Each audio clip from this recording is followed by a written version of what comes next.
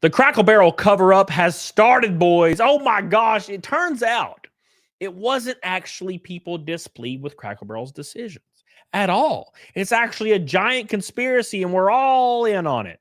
Okay. None of it's real. It's all fake. And that's how they're using this new narrative to kind of dissect what happened with Crackle Barrel and why they failed so hard. Crackle Barrel actually closed several stores recently, and they're actually closing more. And it's completely as a result of the new decor and the new terrible logo, which they got rid of. Herschel's back. We love him. I would kiss him if I knew him, but unfortunately, he's not here anymore. But he's still on the sign, luckily, and people are happy with it. Their PR team is starting to wrangle people and try to make everything better as fast as they can, but it's not working as much as they would like as the stock price continues to tumble. Rest in peace. Wee. But that's not the point. There's a giant cover up going on. What really happened? Well, we're about to find out right now. And guess what? It's something we've heard of in the past. So before we get into it, make sure you like this, share it down below so your view can actually count. And I don't go back into poverty. I don't want to go back. Don't make me go back, please, God. So first things first, let's get the actual reason for things happening right now. Because I think you and I know very well that there's a culture change happening very, very fast. There was a lot of fatigue going on with people getting tired of getting canceled or being called names or having to deal with all this garbage they see in their video games and their TV every single day. And I totally sympathize with that because I'm right there with you. I don't watch Star Wars for a reason, okay? But there's kind of a culture change happening right now, and this is actually what's going on. But guess what? There's different motives coming up right after this, and I'll get to that in a second. But this says Crackle Barrel's collapse might just be a matter of marketing missteps. Yeah, but it speaks volumes about the conservative moment the U.S. is experiencing, right? And they're calling it the conservative moment. You know, not wanting to have to be preached to and educated in your favorite space video game is somehow a conservative thought process, which I've always thought is very silly. After changing its logo and decor, the American restaurant chain faced a fierce campaign orchestrated by Donald Trump supporters. Keep in mind, there was a ton of people that were liberals also voicing their displeasure, but let's ignore those people because they're dumb and they don't matter anyway, apparently, according to the person that wrote this. It says, even corporate strategy is not immune to the conservative revolution. So here we go. Nostalgia comes at a price nowhere more so than in the United States. Crackle Barrel, that price has reached several hundreds of millions of dollars. It's been lost since the August 27th failure of its logo redesign and revamp of its 660 locations nationwide. People were really pissed, and they should have been. It says September turned into a steady downward spiral for the iconic Southern and Midwestern roadside chain. In 1 month, its market value plummeted around $350 million. Now, there was also a $600 million restructuring plan already underway, which was abandoned because, to be fair, it looked like a 35-year-old woman's living room. Stark white and live, laugh, love. And look, I'm not shaming you and I'm not judging you, but I ain't going to live in that living room. I'll stay in the damn studio, okay? Because we ain't doing that garbage here. Look, there is nothing in my life to live, laugh, and love about. At the end of September, the company announced disappointing forecasts, a drop in customer traffic, and a closure of 14 restaurants. Crackle Barrel's collapse might just be a matter of marketing, but it speaks volume about the conservative wave in the U.S. Oh, not the evil conservatives. Please, someone save us. The chain's management had not intended to wade into America's culture wars, but found itself unwillingly thrust into unwillingly, by the way. Yeah, let's change something for no reason, and completely not expect people to be outraged about this. To understand what Crackle Barrel's old country store represents, you need to step inside one of its quaintly decorated restaurants, rocking chairs on the porch, country music in the background. Hell yeah, praise be. Southern-inspired comfort food, chicken stew, meatloaf, and more. The first restaurant opened in '69 in Tennessee, and the sepia-tone atmosphere quickly caught on with the other states. You won't find these restaurants along the prime avenues of New York and San Francisco. They're mostly located near highway exits and attract both local families and travelers alike. Now, this completely ignores the fact that the food is absolute balls now. It's absolute unwashed cheeks, and no one wants it for good reason because everything's frozen. We've covered that in the past, but they're not going to dive into that. It says the logo design in the late 70s captured the spirit. It feathers an old man, Uncle Herschel, leaning on a barrel of crackers. The word cracker is ambiguous since the Southern slang. It also refers to a poor-ass white dude, which is me. I am the cracker. It was meddling with a symbol of the bygone America that Crackle Barrel elicited so much fury. The announcement that the logo would be simplified by removing Uncle Herschel and the restaurant's interior would be renovated renovated triggered a wave of outrage.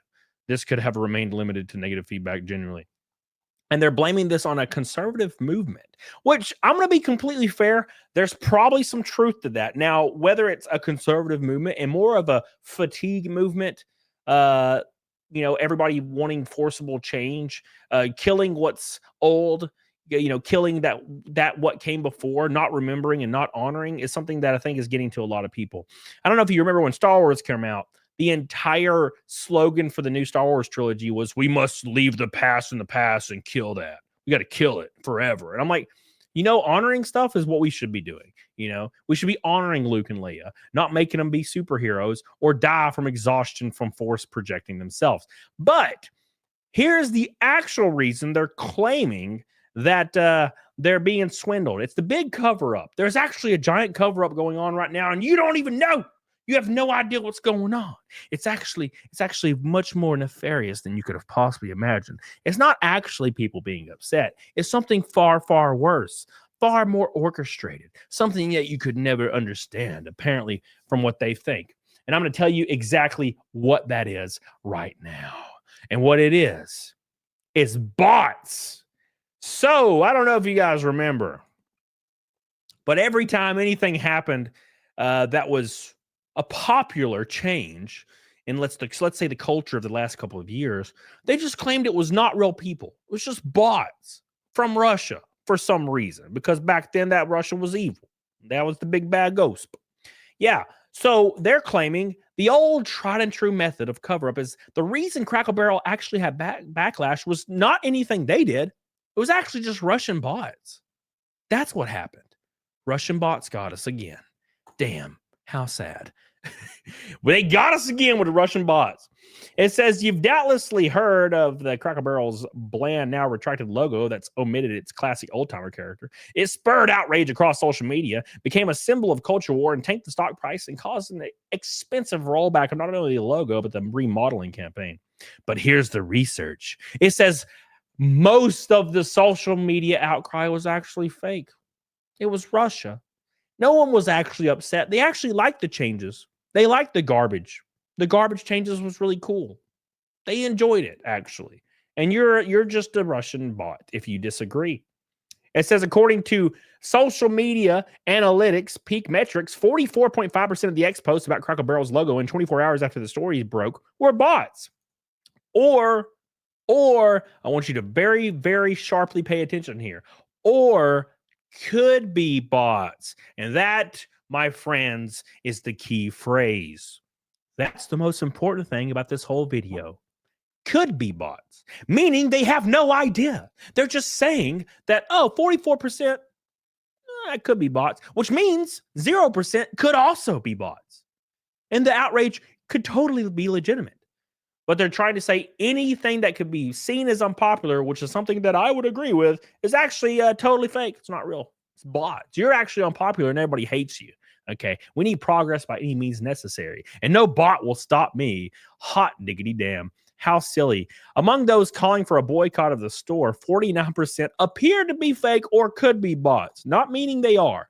Signs of bot activity included the use of duplicate messages, reposting the same thing over and over, and posting nearly around the clock, which is what I did. Am I a bot? I'm living and breathing, bro. Do I look like a bot to you? I doubt it. Beep boop, beep boop. Later, authentic accounts, including Senator Marsha Blackburn and even Donald Trump himself, caught on to the backlash, but it appears the apparent groundswell of support that helped elevate it to a national story was, at least in part, fabricated. So they're claiming that somehow, even before everybody got involved, there was just a bunch of bots that were like, yeah, fuck Crackle Barrel. Right? The only way I could see this even being a real thing is if Crackle Barrel orchestrated it themselves to give themselves more name recognition in the marketplace. Yes, you're going to lose a amount of money, but money doesn't really mean anything anymore, apparently, nowadays. It's like GameStop stock. They don't make profit. They don't give a damn. Name recognition is what means everything, especially on social media. That's the only way I could see it being a thing. If it's all a big conspiracy and they actually did it to themselves. It says there's an ecosystem of people who are looking for anything to grasp onto. There has been a vibe shift, and I don't think that companies have quite caught on yet. It says it's easy to say merely that companies should monitor social media mentions for bots and ignore them. But unfortunately, bot traffic can get stories trending, which can allow them to have large, authentic accounts to catch wind and elevate these stories to a true crisis. At that point, it doesn't matter. It doesn't matter at that point, right? It says, unfortunately, there's a limited number of options for companies dealing with this. X declined to comment, of course. It's all Elon Musk's problem. It says, because it even implies that Elon Musk says he's taking care of it. It says he's taking care of it, bros. It's all the bots. None of it's real. Everything you see online is actually fake. You know that cartoon that was shared a lot recently? The cartoon that was created by the guy that gloriously cheered on Charlie Kirk's death on Blue Sky recently. This happened like today. I don't know the name of the show, but I'm sure you've seen it. Main character has blue hair, and they're trying to pump in some good old-fashioned ideology, like they've been doing in cartoons for years. When I was growing up, they just told you to be a good person. Apparently, that's not good enough anymore. But I digress. That guy went after Charlie Kirk, right? But if you're actually upset about that, you're just a bot. You're not real. They're going back to 2019 tactics, and I'm just here to tell you it's not going to work. I'm sorry. We've heard it all before, and we're done with it. So get the hell on it, doggone it. Jeez.